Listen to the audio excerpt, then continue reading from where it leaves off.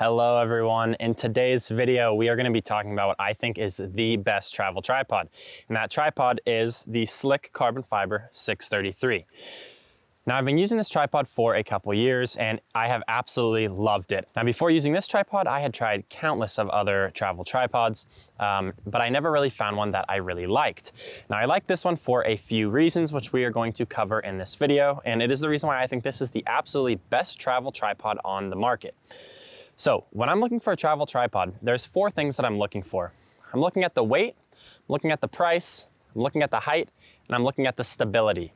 Now those are the four most important factors for me when purchasing a travel tripod, and I think they should be the most important factors for anyone that's looking for a travel tripod. Whether you guys like a lightweight tripod for backpacking, or maybe you want one that condenses down small to throw on the plane to take with you on your vacation, or whatever it may be, those factors are all very important when purchasing a travel tripod. So Slik makes lots of carbon fiber tripods. This one being the lightest weight is called the Carbon Fiber 633.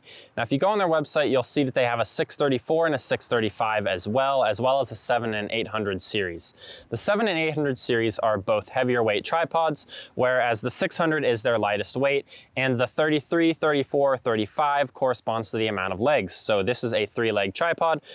There's also the 634 is 4 legs, the 635 is 5 legs, but I think that this 633 is the best. I like having not a lot of leg sections. It's super easy for me to pop open. All I have to do is simply unscrew 2 things and I can pop down the legs just like that. Super simple and easy.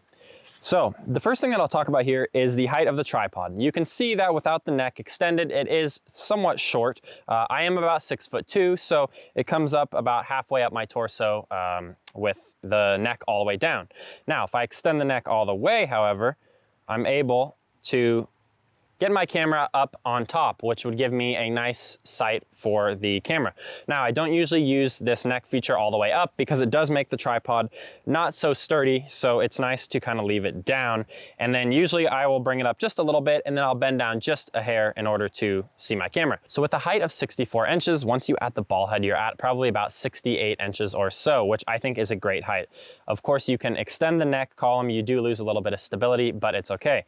Now, another factor that I said was important is the stability of the tripod, and that is where this piece comes in here. So on the bottom of the long neck piece, you have this hook. This hook is where you would put something like a backpack or something that has a little bit of weight to it to hang off the bottom to pull that tripod down into the ground to stop it from tipping over in winds. This is a really great feature to have. I'm surprised that all tripods don't have this feature, but surprisingly they don't. So it's really nice when a tripod has this little hook on the bottom to hang your gear. Now, as I mentioned before, weight is another very important factor.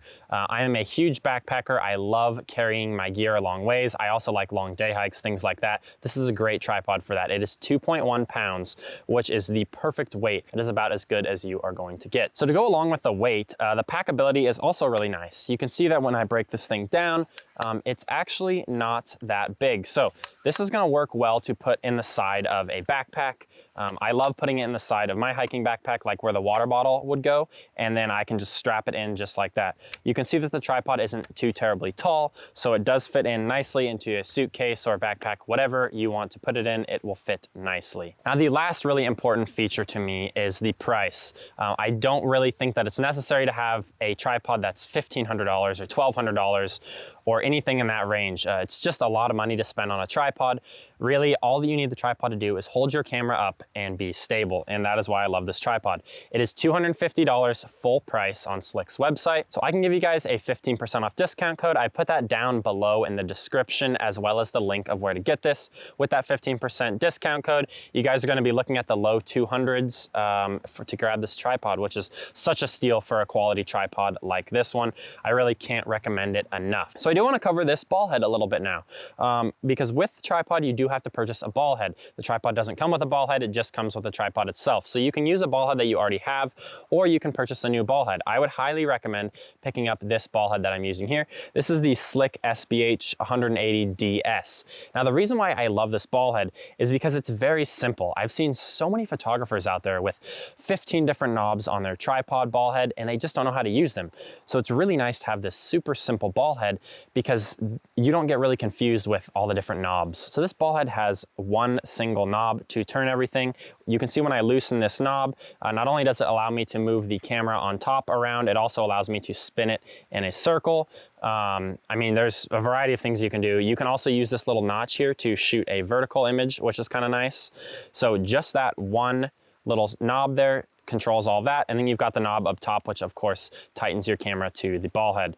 The other nice thing about it is it's a super small ball head. It doesn't take up a lot of space. It's not very heavy, so it's really nice in order to just keep the weight of this tripod down. The ball head itself weighs about 0.4 pounds, which brings the total weight of the tripod and ball head up to just 2.5 pounds. That is crazy light for a tripod this tall and this packable. I just really have no complaints about it. So I've been using this tripod and ball head for about 2 to 3 years now. I've cleaned it a few times, maybe 2 or 3, and I've never had any issues with it. Nothing is broken. I haven't had to replace anything. It's just so incredibly durable. And I do treat my gear pretty well, but if you know me, you know that a lot of times I'm out bushwhacking in the woods, I'm going on long backpacking trips, I'm banging my gear around. So this does get banged around a decent bit. It does have some scratches on it, but it has held up very, very well. I really have no complaints about this tripod. So I really hope that this video was helpful for you guys. This is a super great travel tripod. Like I said, I fully back this tripod. It is the best travel tripod on the market. I highly recommend picking one up if you're in the market for travel tripods. It checks all of the boxes. The price is right, the weight is good, the stability is great, and the height is just perfect for most photographers. If you guys have any questions about this tripod, I've been using them for a long time. I've used Slik's whole carbon fiber tripod series. So if you have questions about this tripod or others in the carbon fiber series, please let me know down in the comments. Happy to let you guys know what I think. I want to thank you guys so much for checking out this week's video. Don't forget to look down below in the description in order to find the discount code and where to pick up this tripod. Thank you guys so much, and we'll see you guys next time. Bye-bye.